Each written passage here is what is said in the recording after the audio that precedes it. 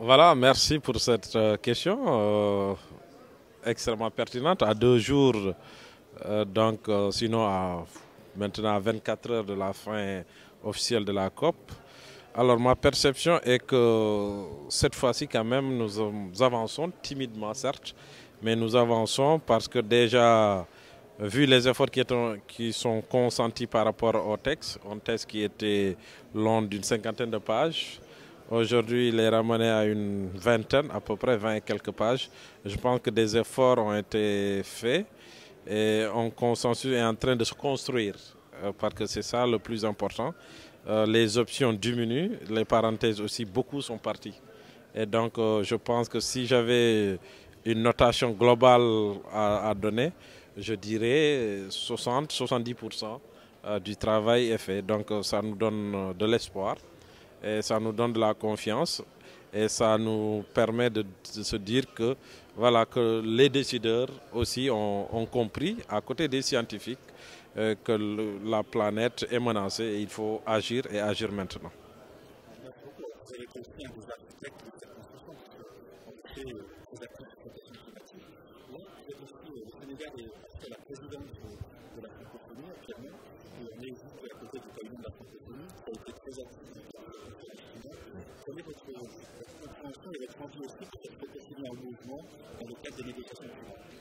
Mais merci, c'est l'occasion pour moi, franchement, tant que j'ai l'occasion, je le fais, de remercier la francophonie, notamment l'Institut de la francophonie pour le développement durable, pour cet appui précieux qu'il nous a apporté, que l'Institut nous a apporté, parce qu'effectivement, la francophonie nous a accompagnés dans l'élaboration de nos contributions de CPDN, en mettant à notre disposition une expertise.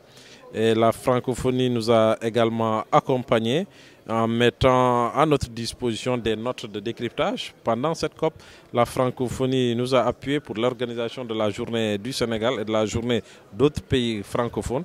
Ça nous a permis de créer des échanges, de partager un certain nombre d'expériences et ça nous a permis de comprendre les enjeux de Paris, les enjeux de la COP. Et ça nous aide au jour le jour à avoir l'information pertinente en langue française. Et ça, c'est extrêmement important. Et je pense qu'on ne va jamais remercier assez la francophonie. Effectivement, c'est une francophonie qui est en mouvement.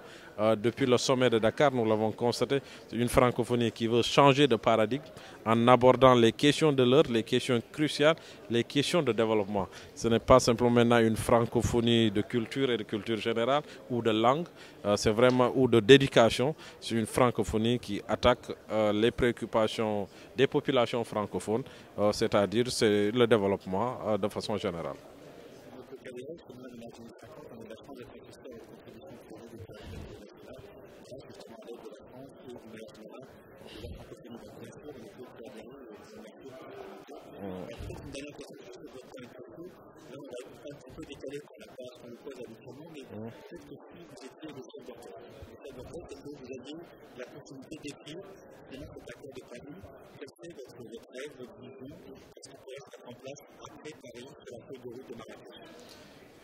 Mais c'est une question difficile, mais simple à la fois, parce que si j'étais le décideur, et ça rendrait la chose plus facile, même si je ne le suis pas.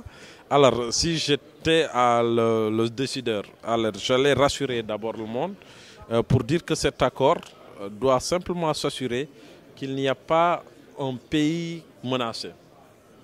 Et ce qui est visé, c'est que nous sauvons la planète et nous améliorons la prospérité des pays. Et je pense que si tel est perçu comme cela, je pense qu'on allait tout droit vers la signature de cet accord, parce qu'un dirigeant, un décideur doit rassurer tout le monde, même les plus sceptiques.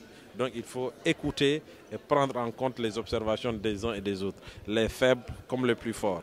Alors ça permettrait de rassurer tout le monde et d'aller tout droit vers Marrakech, où l'attente effectivement est de d'élaborer une feuille de route pour la mise en œuvre de l'accord. Et je pense que ce serait une chose extrêmement importante. Parce qu'une chose est de trouver un accord, l'autre chose est de mettre en œuvre cet accord. Et je pense que l'étape aussi de Marrakech va être une étape cruciale, importante, si nous négocions bien l'étape de Paris. Et en ce moment, nous allons gagner du temps pour que Marrakech se pose les bonnes questions en matière de mise en œuvre. Et ça, c'est important.